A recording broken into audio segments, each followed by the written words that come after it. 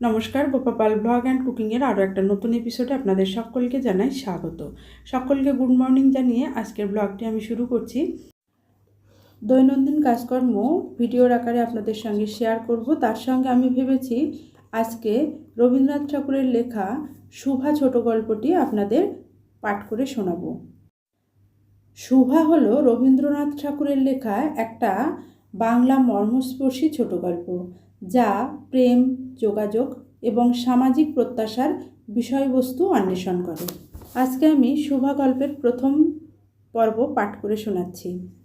গল্পটি রবীন্দ্রনাথ ঠাকুর সাধু ভাষায় লিখেছিলেন, তবে আমি সাধু ভাষায় পাঠ করব না, চলিত ভাষায় পাঠ করার চেষ্টা করছি। মেয়েটির নাম যখন সুভাষিনী রাখা হয়েছিল, তখন কে জানতো সে বোবা হবে।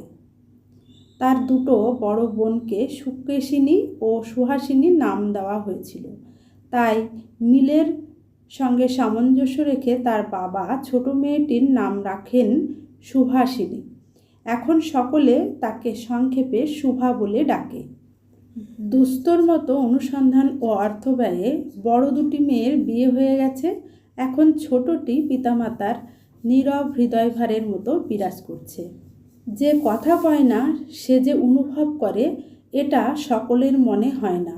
এই জন্য তার সামনেই সকলে তার ভবিষ্যৎ নিয়ে দুশ্চিন্তা করত।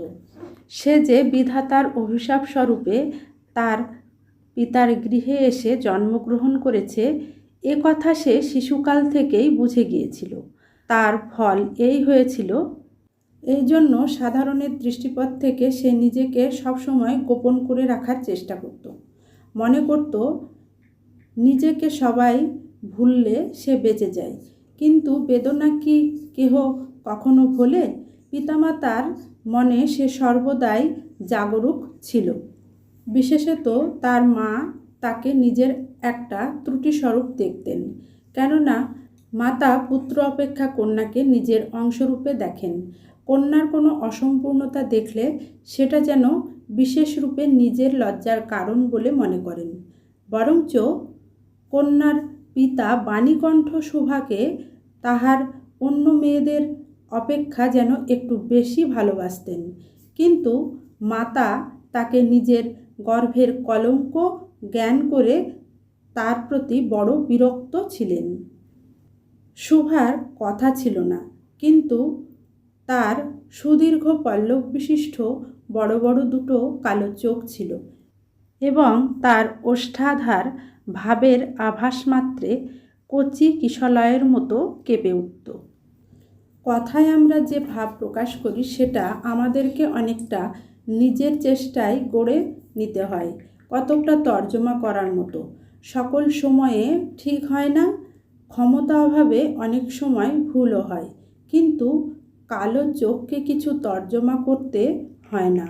মন আপনি তার উপর ছায়া ফেলে, ভাব আপনি তাহার উপরে কখনো প্রসারিত, কখনো মুদিত হয়, কখনো উজ্জ্বলভাবে জ্বলে ওঠে, কখনো ম্লানভাবে নিভে আসে, কখনো অস্তমান চন্দ্রের মতো অনিমেষভাবে চেয়ে থাকে, কখনো দ্রুত চঞ্চল বিদ্যুতের মতো দিক বিদিকে ঠিকরিয়ে ওঠে।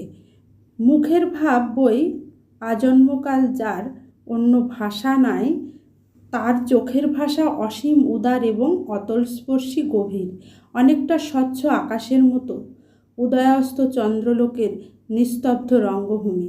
এই বাক্যহীন মনুষ্যের মধ্যে বৃহৎ প্রকৃতির মতো একটা বিজন মহত্ব আছে।